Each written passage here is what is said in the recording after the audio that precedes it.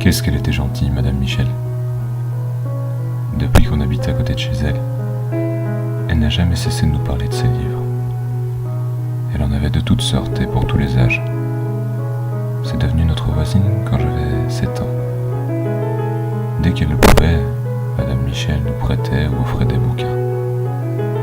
J'en ai une bonne cinquantaine dans ma bibliothèque qui proviennent de sa main. Un jour, elle eut la chance d'ouvrir sa propre bibliothèque. Il fallait voir son enthousiasme, c'était tellement mignon. Évidemment, elle n'hésitait pas à nous faire des réductions, à moi et à ma famille. Je finissais par venir tous les week-ends pour voir les nouveautés. Mais ça n'a pas toujours été aussi joyeux. Il y a 1 an, elle nous a annoncé qu'elle s'était elle-même lancée dans l'écriture. Nous étions fiers de Madame Michel.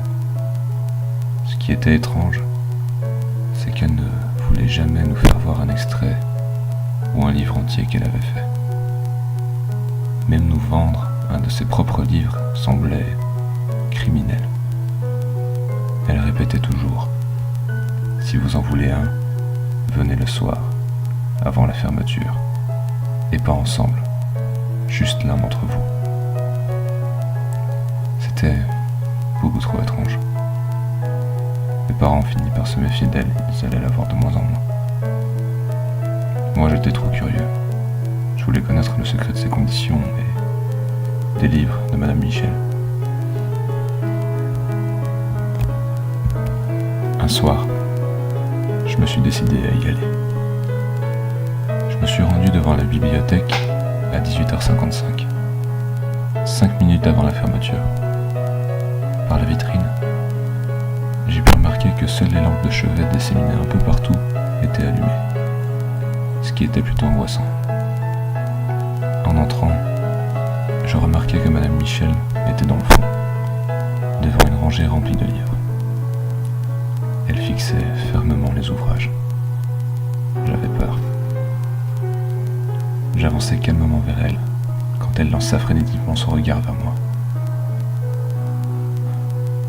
Elle se mit à parler sur un ton sec et incertain. « Ouvre-en un, lis-le. » Je ne bougeais pas. Elle insistait. « Allez !» Ayant encore plus peur de reculer, j'ai fini par lui obéir. La rangée qu'elle fixait était remplie de ses livres à elle. J'en ai pris un. Il était inscrit Marianne Michel, les mots du temps. Tout était banal sur la couverture. Jusqu'à ce que je remarque que tous les livres de la rangée étaient pareils, parfaitement identiques. « Concentre-toi sur celui que tu tiens, » me dit-elle. Leur allure et les pages semblaient visuellement artisanales, comme si Madame Michel avait tout fabriqué elle-même. Elle me regardait d'un air menaçant. Je choisis alors une page au hasard. Ce que je lisais était affreux. Dans ces lignes, Madame Michel parlait d'elle à la 3e personne, racontant qu'un être monstrueux lui faisait du mal constamment, toujours par différentes méthodes, toutes plus horribles les unes que les autres. Un passage disait: le monstre attrapa Marianne par les 2 jambes, serrant ses mollets, lui donnant des coups de genoux dans le bassin. Tout était glauque et angoissant dans ces pages. Quand j'ai refermé le livre, elle me regardait encore, en pleurs et en demandant à l'aide. J'avais énormément de mal à comprendre. « Qu'est-ce que tu fous en bas, traîner? C'est qui, lui ?» Le mari de Madame Michel était sorti derrière le magasin. Il avait une chaîne dans la main. Je n'ai pas hésité, je suis parti en courant. J'ai mis plusieurs mois avant de comprendre que le monstre du livre était son mari.